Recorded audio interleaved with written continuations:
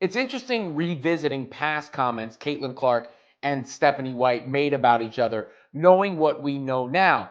Because it's been clear all along, I guess, in retrospect, that there was mutual love and respect between the. There's a hunger and a desire to win, but there's also something that's very poised and calming about doing it at home with the people that you love and the people that you want to go to battle with every single day. When you're the face of women's basketball, the biggest star in the WNBA, and one of the most recognizable athletes in America, life isn't always sunshine and rainbows. Just ask Caitlin Clark. And nobody understands this better than Indiana Fever's new head coach, Stephanie White, who's making it her mission to protect her superstar player from the darker side of fame. Well, she's a student of the game. Yeah. She loves the game of basketball. She has been so great in how she's handled, all of the attention. She just wants to play. She just wants to win. And I'm looking forward to coaching players like that. And You see, White didn't just take this job because she wanted to coach basketball. She left a successful position with the Connecticut Sun because she saw something special brewing in Indiana. But here's what's really interesting. When White talks about coaching Clark, she keeps coming back to one phrase: protect her peace. And trust me, she's not just throwing those words around. In an interview with Richard Deitch, Coach White said, "I think from my perspective and from our staff and franchise, it's how do we help her navigate all of this? How do we help her protect her peace? Because it can be a lot. How can we be a resource for her? It's a different level now with social media and fan engagement. We want to be a resource and help protect her." Then, she later added, "From a coaching perspective, keep the main thing the main thing. Help Clark protect her peace and then help her continue to grow on the basketball court. We let our players know sometimes you gotta minimize the noise around you and focus on what our job is. Our job is to put the best team and the best product on the floor that we're capable of doing."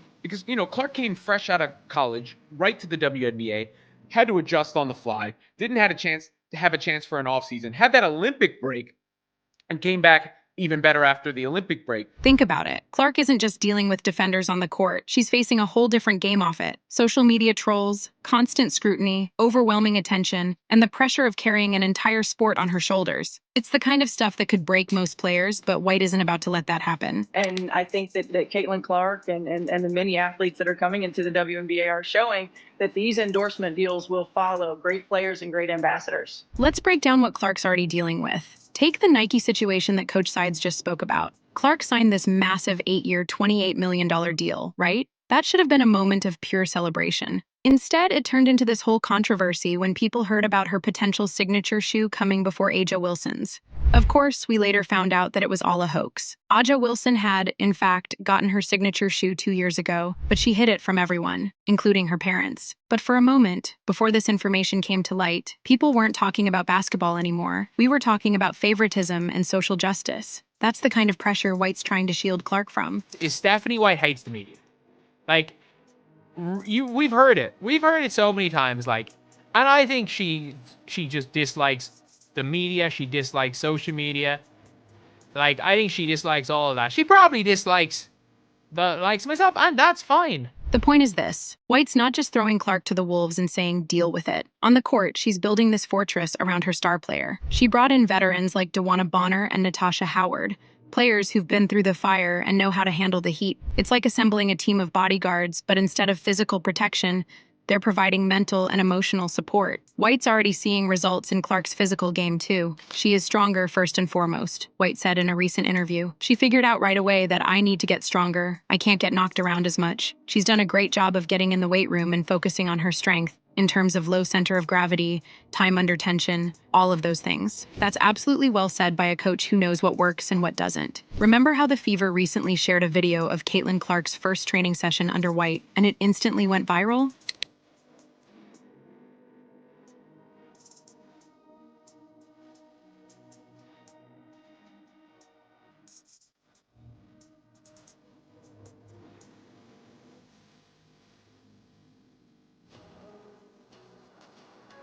But guys, it's not just about getting stronger physically, it's about building that mental armor too. White knows that Clark's mental game could be the secret sauce in year 2. Think about it. If Clark can tune out the noise, focus on her game, and not get caught up in the whirlwind of fame, she might just evolve into something we've never seen before. Oh, you thought her rookie season was impressive? Coach Stephanie White's got news for you. That was just the appetizer. The main course is coming, and it's promising to be a feast for the ages. Clark's already breaking records left and right, leaving defenders in the dust, and making highlight reels look like her personal Instagram feed. But according to White, we're about to witness a transformation that'll make your head spin. She's predicting fewer turnovers and higher shooting percentages. The main course is Caitlin Clark on the ball, but maybe you want a side dish. Maybe you'd like a garnish. Perhaps a dessert. Some of that stuff. So what's the secret sauce for this Clark upgrade? Strength training, guys. Clark has been hitting the gym harder than a boxing kangaroo. But hold on to your seats because that's not even the half of it. White's cooking up a plan to move Clark off the ball sometimes. I know, it sounds crazy. But hear me out. This isn't about benching her superstar. Rather, it's about energy management. To have Clark have the ball every single possession, playing nearly every minute of every game, is a fool's errand in the long run. Because it will wear her down. And, as she said there, the other teams are going to want to attack her on defense. You got to be prepared for that because that's going to wear her down. And it's just impossible to ask one player to initiate the offense every single time down the court and be an elite defender at the same time and never come off the floor. That's impossible.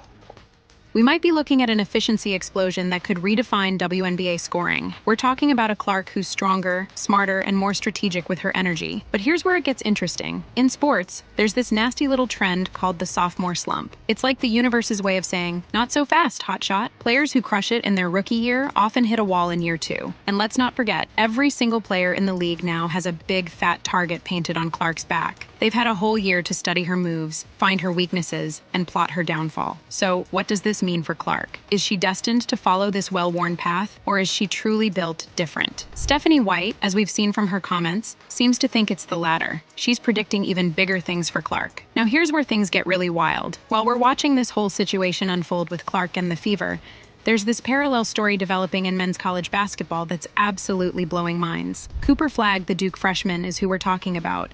We're talking about a 6'9" forward who's averaging 19.7 points and 7.7 rebounds per game. Umrick out. Ball stolen. Here's Flagg. Here comes Jake Tate. Wow, what the right hand. Kachonis gets caught in the air. Cooper Flagg being in the right position allows him now to get. But those numbers, they barely tell the story. Illinois coach Brad Underwood put it perfectly in a recent interview. He said if Flagg stayed in school, he would become the face of college basketball and elevate basketball to the levels Caitlin Clark did on the female side. That's not just hype, that's recognizing the potential for something special. Underwood went even deeper, talking about Flagg's mentality. I love his mojo. I love his swag. He just carries himself in a way that exudes confidence. He compared Flagg's attitude to Larry Bird's, that confidence where you know you're good, and then you go out and prove it every single night. Think about what this could mean for men's college basketball.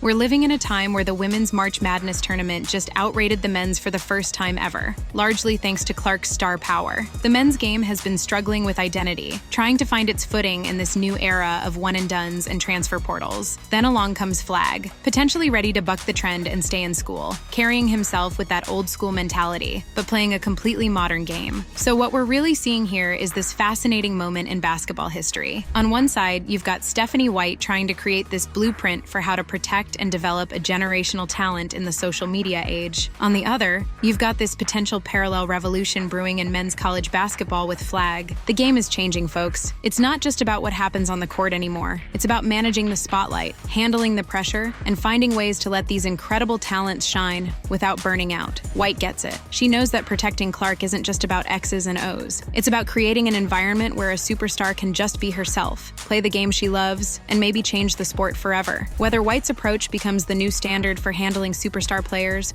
or Flagg actually stays to create his own Clark-like impact on college basketball, one thing's for sure. We're watching the future of basketball unfold right before our eyes. And if you ask me, it's looking pretty bright. Now, remember how we mentioned earlier that Aja Wilson kept her signature deal with Nike a secret for 2 years, setting up Clark to be accused of receiving special treatment due to her skin color? Click here to see how it all went down. Also, kindly like and subscribe to our channel if you haven't already. Thanks for watching.